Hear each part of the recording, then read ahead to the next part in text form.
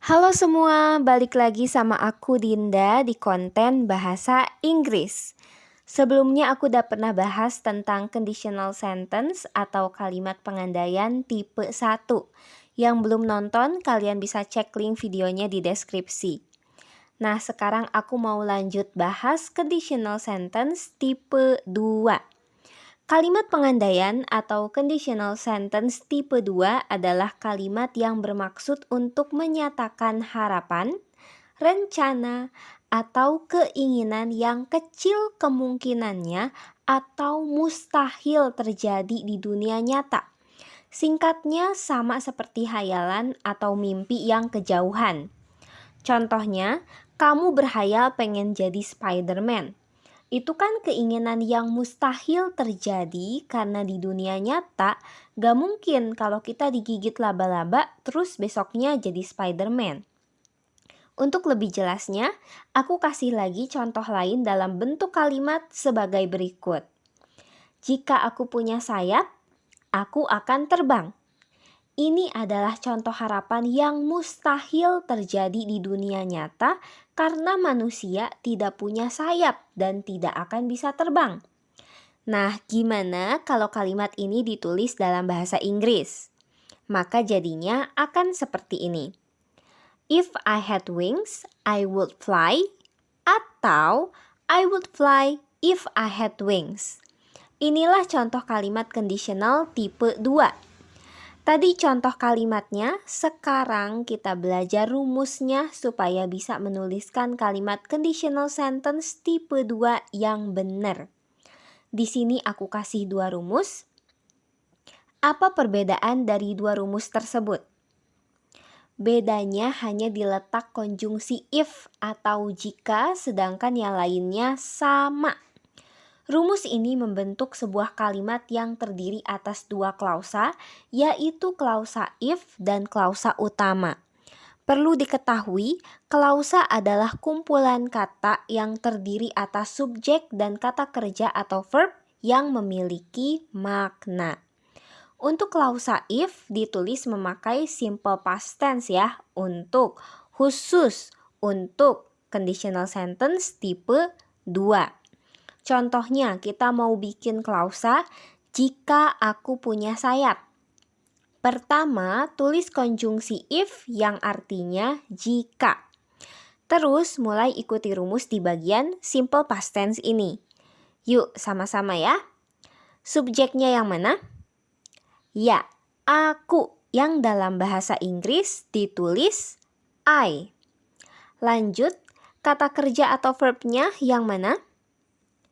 Punya bahasa Inggrisnya have.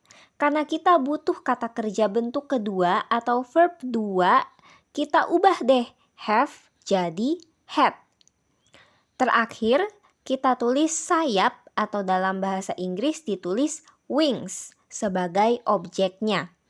Sehingga terbentuk klausa if I had wings yang artinya jika aku punya sayap.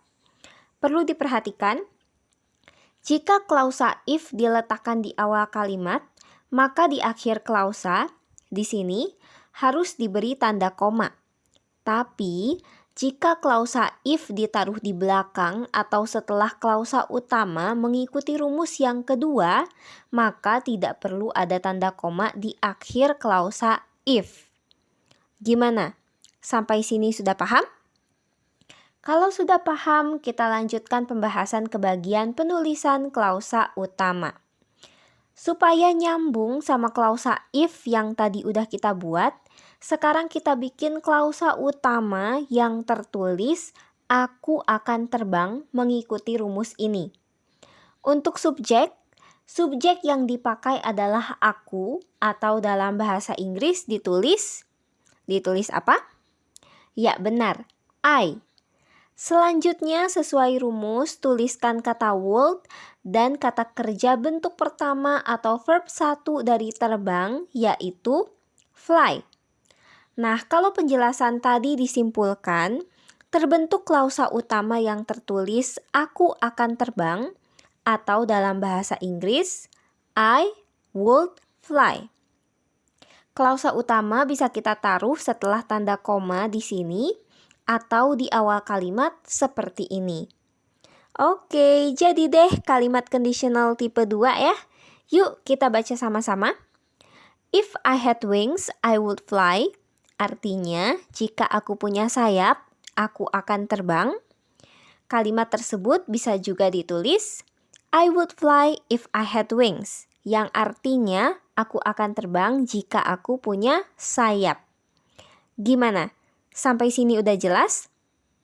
Sebelum video berakhir, aku mau kasih soal nih buat kalian ya.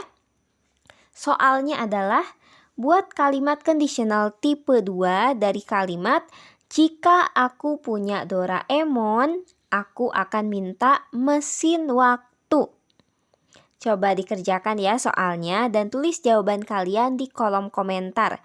Sekaligus kasih tahu aku kenapa sih kalimat soal ini masuk ke conditional tipe 2.